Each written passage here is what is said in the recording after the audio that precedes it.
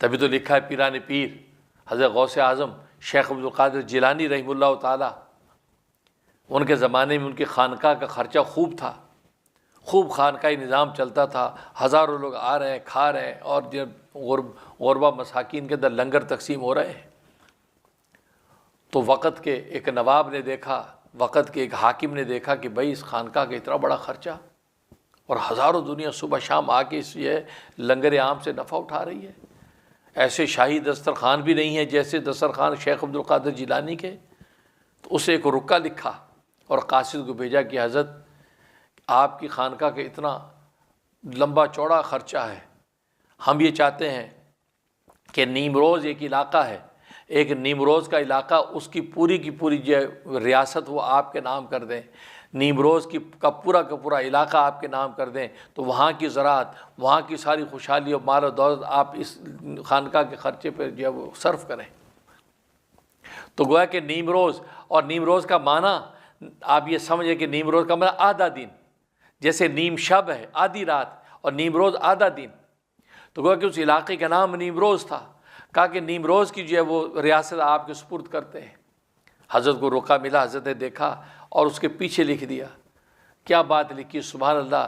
اس بات میں سے ایک جملہ یہ تھا، کہا کہ جب سے عبد القادر کو نیم شب کی بادشاہت ملی ہے، اس وقت سے نیمروز کی بادشاہت کو ٹھوکر مار دی۔ سبحان اللہ! نیم شب کی بادشاہت کہ راتوں کو اٹھ کے جب بادشاہوں کے بادشاہ کے ساتھ مرابطہ ہوتا ہے، اور رابطہ کر کے جب لا الہ کی ضربیں لگتی ہیں تو پھر یوں لگتا ہے کہ فرش پہ نہیں ہے، عرش پہ ہے۔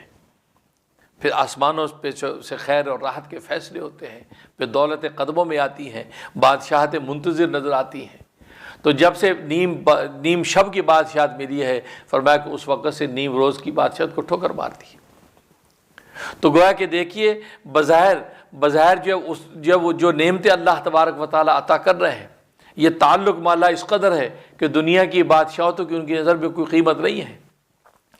تبھی تو حضرت علی مرتضیٰ باب العلم والقضاء کرم اللہ وجہ فرمایا کرتے تھے، اے لوگو تم راتوں میں اپنے رازق کو تلاش کرنا شروع کر دو، دن میں رزق تمہیں تلاش کرے گا۔ اس کا مطلب یہی کہ راتوں کو اٹھ کے لا الہ الا اللہ کی ضربیں لگ رہی ہیں، سبحان اللہ کی تنزیہ اور تسبیح بیان ہو رہی ہیں، اور الحمدللہ کے شکرانے کے نعرے اور نغمے پیش ہو رہے ہیں، اپنے اللہ کو پکار رہا ہے، سجدوں میں کر رہا ہے، کبھی قیام میں جھک رہا ہے، کبھی قرآن کی آیات تلاوت کر کے قیام کے اندر جو ہے وہ جھوم رہا ہے۔ یہ اس کیفیت کے ساتھ یہ راتوں کے اندر اٹھ کے خدا کو پکارتا ہے اور رازق کی طرف ہاتھ بڑھاتا، جھولی پھیلاتا ہے، تو دن کے اندر رزق پہ اس کا منتظر نظر آتا ہے۔